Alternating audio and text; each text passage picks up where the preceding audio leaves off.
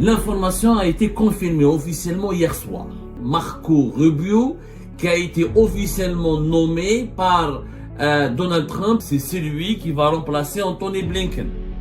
Il sera donc le chef de la diplomatie américaine et le porte-voix des États-Unis d'Amérique. C'est une très mauvaise nouvelle pour le régime Tebboune et le régime algérien.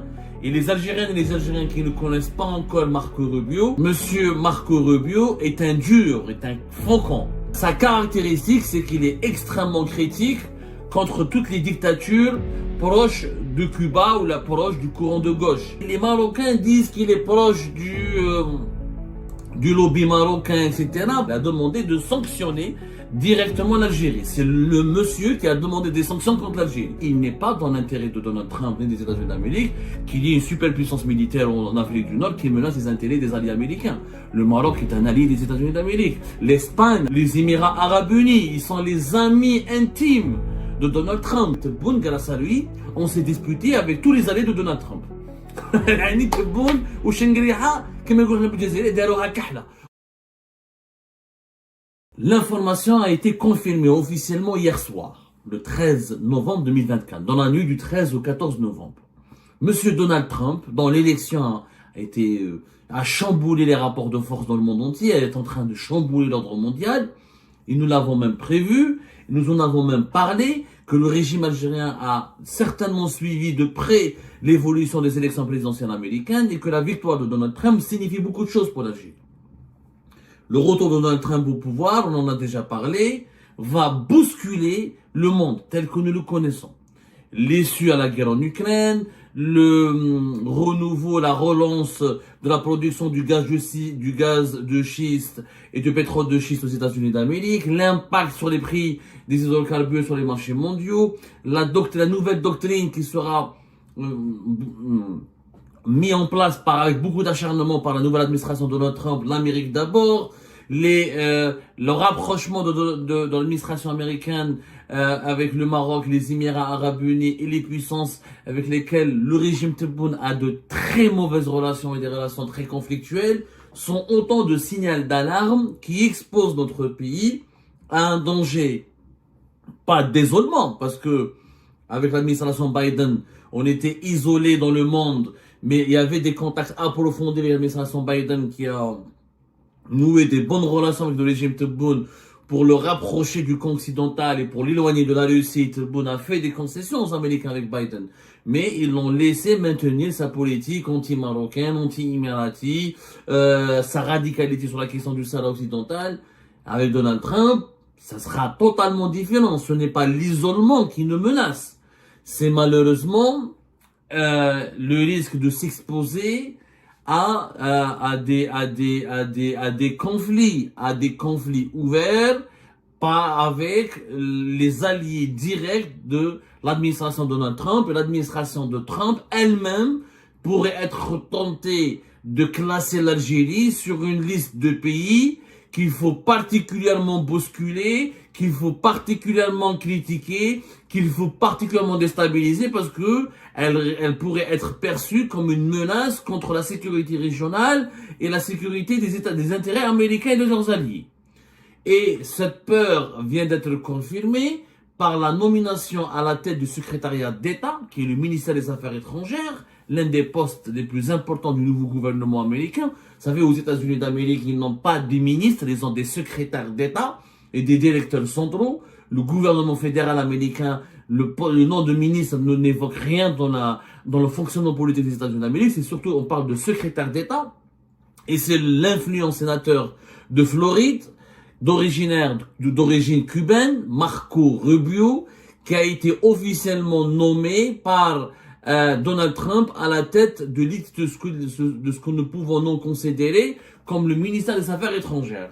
Donald Trump, c'était hier, le mercredi 13 novembre, il a confirmé les révélations et les informations qui ont été diffusées par le New York Times.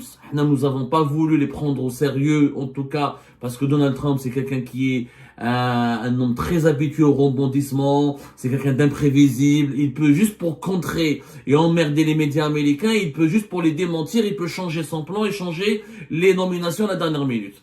Juste parce que le New York Times a donné telle information, Donald Trump est capable de dire, parce qu'il a un problème direct avec certains médias progressistes et proches des courants démocrates qui m'ont le New York Times, le Washington Post. Moi j'avais peur, je me suis dit, capable Donald Trump, il va démentir, et juste pour emmerder, et pour ridiculiser le New York Times, il va dire, c'est pas ça, mon gouvernement, finalement, c'est pas ça, c'est des fake news, j'ai changé, voilà mon véritable gouvernement.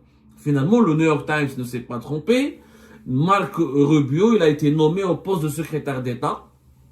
Ça a été confirmé par Donald Trump, dans un communiqué officiel, rendu public par Donald Trump. Il y a Marco Rubio, c'est celui qui va remplacer Anthony Blinken. Il sera donc le chef de la diplomatie américaine et le porte-voix des États-Unis d'Amérique dans le monde. C'est officiel, Donald Trump a confirmé cette information. C'est une très mauvaise nouvelle pour le régime Tebboune et le régime algérien. Et les Algériennes et les Algériens qui ne connaissent pas encore Marco Rubio devraient aller se renseigner et se documenter très rapidement parce que je crois que l'Algérie va entendre beaucoup parler de lui. Marco Rubio, il a 53 ans, il est né à Miami, fils de migrants cubains, d'immigrés cubains. Il est très hostile, il parle couramment l'espagnol bien sûr, il parle couramment bien sûr l'anglais américain. Et au début, il était un adversaire de Donald Trump. Ensuite, il s'est réconcilié avec lui, il l'a soutenu, il était l'un des cadres, les dirigeants plus importants de sa campagne pour sa reconquête, son retour au pouvoir à la Maison Blanche. Monsieur Marco Rubio est un dur, est un faucon, est un véritable dur. Les faucons aux États-Unis d'Amérique, c'est le courant conservateurs, adeptes de la ligne dure dans la politique étrangère, qui sont contre la souplesse et qui ont pour vision d'asseoir la domination américaine dans le monde entier. C'est-à-dire, ce sont des partisans de la réaffirmation par la force du leadership américain.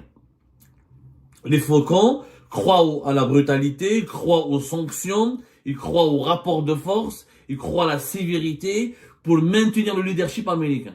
Ils sont pas comme les démocrates ou les progressistes, c'est-à-dire favorables à la souplesse ou aux négociations ils acceptent pas que le monde soit un monde multipolaire. Pour eux, c'est les États-Unis d'Amérique, le leader du monde, c'est la première puissance au monde, c'est le gendarme du monde, ça doit rester le gendarme du monde. Sa caractéristique, c'est qu'il est extrêmement critique contre toutes les dictatures proches de Cuba ou proches du courant de gauche. Il est extrêmement critique contre le Cuba, bien sûr par son histoire familiale. Il est très critique contre le Venezuela. Il est très critique contre les dictatures et les régimes qui pratiquent encore une doctrine socialiste et une doctrine proche du communisme, qui garde quelques résidus du communisme. Et surtout, il s'entend pas très bien avec la Russie, mais il est vraiment d'accord sur Donald Trump que la priorité des États-Unis d'Amérique, c'est l'Indo-Pacifique, c'est la concurrence, c'est la rivalité avec la Chine, c'est d'empêcher la Chine de prendre la première place dans le classement des pays de la première puissance au monde, que ce soit sur le plan militaire, sur le plan économique, de brider la Chine, d'empêcher la Chine de renverser les États-Unis d'Amérique, de prendre la première place du podium. D'ailleurs, il est pour à ce que les États-Unis d'Amérique arment Taïwan, donnent des armes à Taïwan, et soutiennent militairement Taïwan si la Chine veut la récupérer ou la veut l'envahir. En ce qui nous concerne, l'Algérie, je crois que c'est une mauvaise nouvelle pour nous, parce que M. Marco Rubio, les Marocains disent qu'il est proche du lobby marocain, etc. Pas tant que ça. Il n'aime pas l'Algérie particulièrement parce que lorsque la guerre en Ukraine a éclaté, l'Algérie, en 2022 et en 2021, avait pratiqué une politique anti-occidentale et très proche de Vladimir Poutine. Et notre monsieur président Abdelmadjid Tebboune, comme il est très intelligent et brillant, il est parti à Moscou, il a dit que Poutine était l'ami de l'humanité. Et Marco Rubio, en septembre 2022, c'est lui qui a dirigé une initiative menée par plusieurs sénateurs américains qui ont demandé à la Maison Blanche de prendre des sanctions directes contre l'Algérie. Il avait rédigé un courrier, c'était le 14 septembre 2022, dans lequel il parle de la situation de l'Algérie, dans lequel il parle des dépenses militaires très élevées de l'Algérie et des contrats que l'Algérie négocie avec la Russie. Et il a même écrit dans sa lettre que l'Algérie figure parmi le top 4 des 4 acheteurs, le top 4 des acheteurs d'armes russes dans le monde, avec un montant de 7 milliards de dollars. Ce flux financier permet d'alimenter la machine de guerre russe en Ukraine. Pourtant, vous n'avez encore pas fait d'usage de sanctions qui sont en votre pouvoir. Il a demandé de sanctionner directement l'Algérie. C'est le monsieur qui a demandé des sanctions contre l'Algérie. Il a dit aussi à l'époque, je vous encourage donc à prendre la menace que la Russie fait peser sur le monde au sérieux, à entreprendre des mesures nécessaires à l'encontre des parties dont les achats de matériel russe permettent à la Russie ces actions de déstabilisation. Donc, à l'époque, il était vraiment, franchement, extrêmement virulent à l'égard de l'Algérie. Nous avions parlé, si vous vous rappelez, on en a vraiment parlé, on a fait des émissions à l'époque, en septembre 2022, au Fahamna, etc. On a expliqué c'est quoi le risque. Et effectivement, plus tard, Tebboune a subi beaucoup de pression de la part des Américains, notamment à travers la personne de l'ambassadrice des États-Unis d'Amérique à Alger, l'actuelle ambassadrice qui n'est pas encore partie, qui a vraiment fait un lobbying. Elle a rencontré Shengariha, elle a rencontré Tebboune à maintes reprises, et le régime algérien était obligé de faire marche arrière sur sa politique favorable à la Russie, et de même de ne pas exposer au grand public, de ne pas assumer une certaine fierté dans ses relations militaires avec la Russie, et les livraisons d'armes russes vis-à-vis de l'Algérie, et le règlement, le paiement par l'Algérie de certaines opérations de commande d'armes auprès de la Russie ont été revus à la baisse. Les contrats que l'Algérie voulait négocier avec la Russie en 2022 et en 2023, depuis de fin 2023 à début 2024, ont été largement revus à la baisse, et l'Algérie, face aux pressions américaines, elle a décidé de revoir sa copie et de ne pas trop provoquer les Américains. Déjà, à l'époque, c'est l'initiative de Marco Rubio a été liée pour quelque chose. Elle est liée pour quelque chose dans ce changement de temps de Tebboune, ou là dans ce changement de position, dans ce assouplissement. Voilà, il y a eu un assouplissement de la part de Tebboune. Bon, après Tebboune s'explique pour d'autres raisons. Il a été déçu, on n'a pas intégré les BRICS en 2023. Quand il est parti en Russie en juin 2023, il s'attendait à ce que les Russes le soutiennent, etc. Ça n'a pas été le cas. Donc il y a eu quand même des déceptions. Puis il y a eu des désaccords dans le dossier malien, etc. Les Russes ont soutenu la junte malienne qui pratique une politique anti-algérienne, qui ne veut pas appliquer les accords d'Alger, qui n'accepte pas le parrainage de l'Algérie ni du régime algérien dans ses affaires internes, dans le règlement, dans les résolutions du conflit avec les minorités touareg au nord du pays. Donc, après le déploiement de Wagner en Libye et en Mali, dans les deux pays où les intérêts algériens sont menacés, on pousse Tebboune à se rapprocher davantage des États-Unis d'Amérique et à s'éloigner un peu de la Russie. Mais il est inévitable, il est indéniable que Marco Rubio, à la tête du secrétariat d'État, c'est une très mauvaise nouvelle pour l'Algérie. Et les pressions qui ont été exercées en septembre 2022 par Marco Rubio sur l'Algérie ont fait paniquer les dirigeants algériens. Parce que ça a fait bouger l'administration dans la Maison Blanche. L'administration Biden a été obligée de prendre contact avec le régime algérien. Ils ont adopté une position diplomatique, mais tout en étant sévère, avec des mises en garde, mais en restant dans le cadre de la diplomatie. Mais Donald Trump, c'est pas Joe Biden. Voilà, Anthony Blinken, c'est pas Marco Rubio. Marco Rubio ne va pas parler, ne va pas d'abord faire usage de la diplomatie. Il va davantage passer par la mise en garde, par la critique, il va davantage bousculer, il va davantage menacer, intimider. C'est la nouvelle doctrine de Donald Trump. Donald Trump, c'est simple, c'est l'Amérique, le retour de la grande puissance américaine. C'est l'Amérique qui doit rester le numéro 1 mondial, l'entité qui inspire la crainte, qui inspire le respect, et qui doit forcer le respect, dont les intérêts doivent être protégés à tout prix. Il n'est pas dans l'intérêt de Donald Trump ni des États-Unis d'Amérique qu'il y ait une superpuissance militaire en Afrique du Nord qui menace les intérêts des alliés américains. Le Maroc est un allié des États-Unis d'Amérique. L'Espagne, avec lequel nous avons des gros problèmes, c'est un allié, un membre important de l'OTAN et un allié des États-Unis d'Amérique. Les Émirats Arabes Unis, ils sont les amis intimes de Donald Trump. Et il faut savoir que Tebboune, grâce à lui, on s'est disputé avec tous les alliés de Donald Trump. يعني تبون وشنقريحة كما يقولون بالجزائر داروها كحلة. on s'est disputé avec tout le monde. Quand on a un problème avec le Maroc, ou de bonnes relations avec les Émirats, voilà, un problème avec les Émirats, ou de très bonnes relations avec l'Arabie Saoudite, plus ou moins. Des mauvaises relations avec la France, mais de bonnes relations avec l'Espagne. Non, nous avons énormément de mauvaises relations. On a énormément d'adversaires. On s'est créé des adversaires. Le régime Tebboune s'est créé gratuitement des ennemis des adversaires.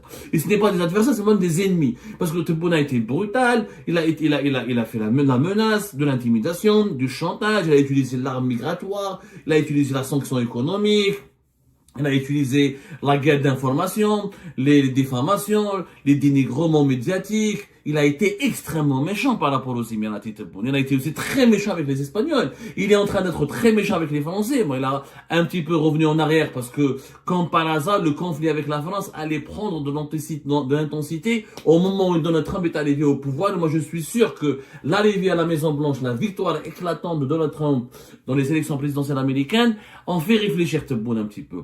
Donc, on a été extrêmement méchant avec beaucoup de pays qui font partie de l'alliance transatlantique et qui sont des alliés importants pour les États-Unis d'Amérique dans leur renforcement du leadership mondial. Aujourd'hui, nous avons un problème. Nous avons un problème sérieux. Nous avons un problème sérieux. Marco Rubio, comme interlocuteur, Anthony Blinken, quand il était venu à Alger en fin mars 2022, c'était le 30 mars, il était conciliant, il a voulu venir à Alger, il n'est pas resté longtemps, mais il a parlé avec Tebboune, il a essayé de le sensibiliser, il l'a écouté, il est diplomate. C'est pas le cas de Marco Rubio. Marco Rubio, je sais même pas s'il va accepter de venir à Alger d'ailleurs, après ses prises de position extrêmement dures à l'égard de l'Algérie. Est-ce que la perception, on n'a pas d'informations là-dessus, est-ce que la perception de Marco Rubio vis-à-vis de l'Algérie a évolué? On n'en a aucune preuve. Oui, vous allez, évidemment, ce n'est pas une priorité absolue pour lui, hein. L'Algérie pour les États-Unis d'Amérique, c'est un timbre de poste. Pour Marco Rubio, la priorité, c'est l'Indo-Pacifique, c'est Taïwan, c'est la Chine, c'est d'en finir une fois pour toutes avec le conflit en Ukraine.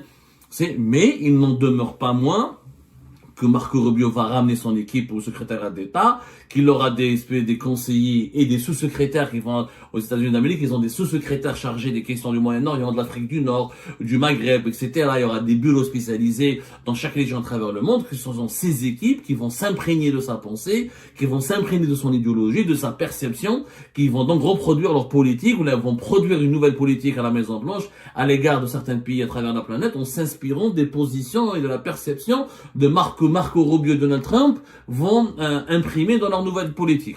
Et l'Algérie est un pays extrêmement mal perçu.